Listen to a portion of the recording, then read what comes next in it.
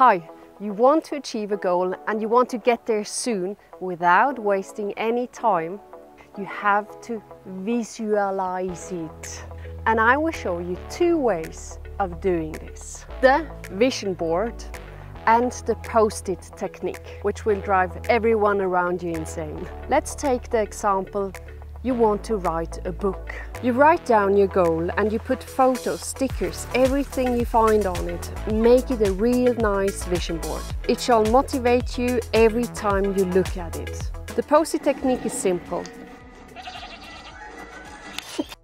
And you write down the reminders you have to do to get to your goal.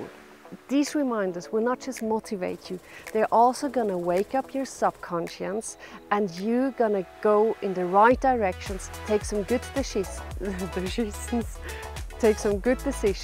You're gonna be very proactive to achieve your goal. So have fun.